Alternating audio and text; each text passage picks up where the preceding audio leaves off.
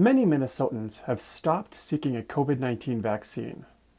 Now, with expanded mobile outreach, the vaccine is seeking them. Metro Transit has equipped a mini fleet of 6 buses to bring the COVID vaccine to shopping centers, events, farms, and more. Vaccination rates have started to jump among some Minnesota communities.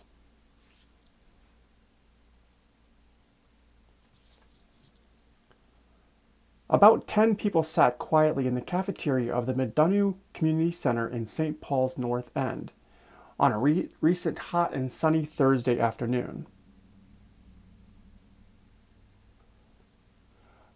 Sitting socially distant and with masks on, they'd come here to get the second dose of the COVID-19 vaccine.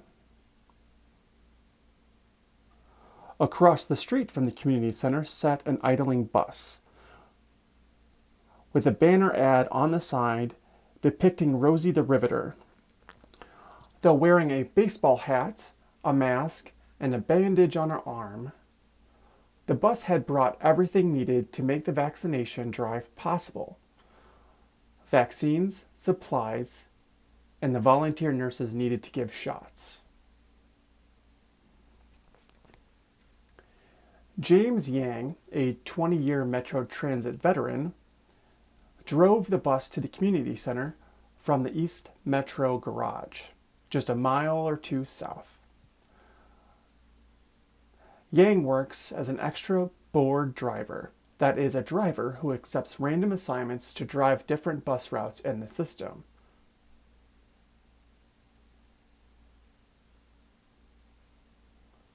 Quote, "Without me, this bus wouldn't go anywhere," end quote.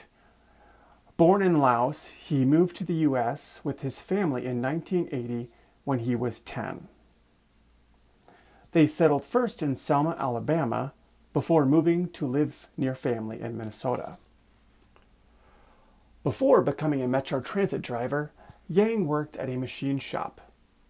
One day, his dad mentioned that Metro Transit was hiring, so he decided to give it a shot. Yang got the job. Quote, "I remember being scared of driving such a large vehicle," end quote. Yang said, quote, "They reassured me that I will do great and I would like the job. 22 years later, and they were right. I'm still here and loving it," end quote. Yang is one of several drivers within the Metro Transit certified to drive the agency's 6 vaccine buses. The vaccine bus idea originated from a partnership between Blue Cross Blue Shield of Minnesota, Metro Transit, and the Minnesota Department of Health. It's designed to get vaccines to people who otherwise would not go out of their way to seek one out. Normally, health workers would administer the vaccine on board the bus itself. But the team on this day decided to set up the vaccination clinic at the community center so patients could wait inside an air-conditioned environment. The room across the hall where the patients waited felt a little warmer and brighter.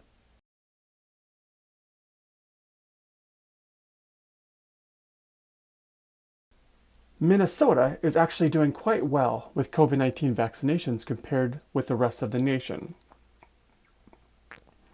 In June, the Centers for Disease Control and Prevention found only 7% of Minnesotans hesitant to get the vaccine, and since late May, the state has been trying to incentivize vaccines with perks like free event admission and fishing licenses.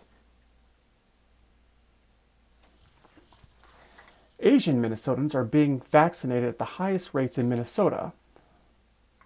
Although a study from the Coalition of Asian American Leaders and the Hmong Public Health Association found Hmong, Karen, and Karenni people died from the COVID-19 at rates far greater than white Minnesotans.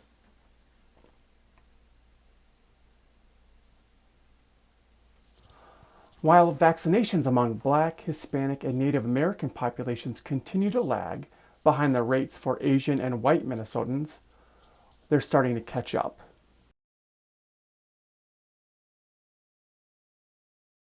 The Minnesota Department of Health reported vaccination rates are increasing the greatest in the recent weeks among those who identify as Black, African American, or Hispanic. For the week ending July 2nd, the Minnesota Department of Health reported 2.6% increase among Black, African American people and a 2.2% increase among people who identify as Hispanic. The Department of Health thinks community outreach efforts, such as using the vaccine buses, are helping. Kathy Rucci, who is the executive director of MORE, a St. Paul-based organization that helps integrate immigrants and refugees into the community, points to a handful of factors that make it hard for working people of color to access the vaccine. These include transportation challenges, demanding work schedules, and access to child care.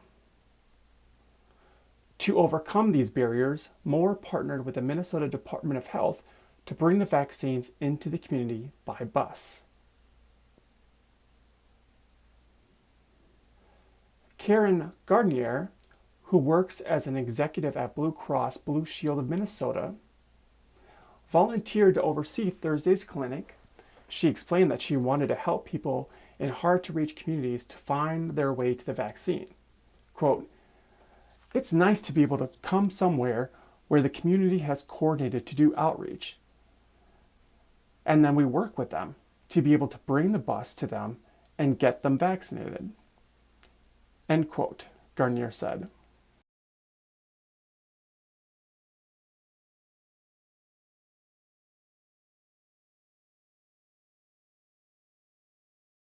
Driving vaccines to apartment complexes, shopping centers, and farms.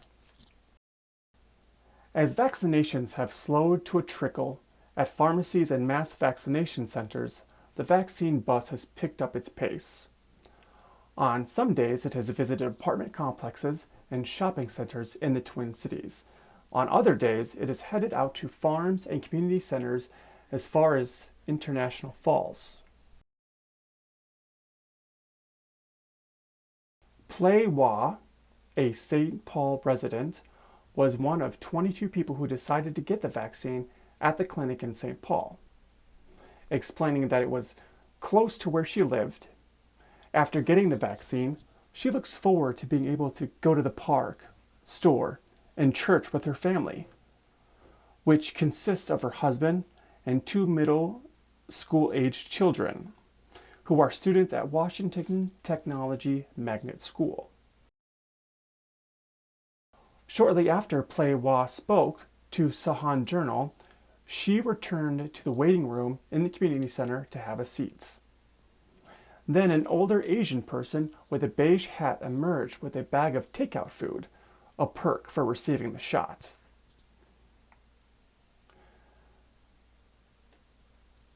The other people in the waiting room laughed at this unexpected door prize. One more vaccinated person also meant the pandemic was a little closer to coming to an end.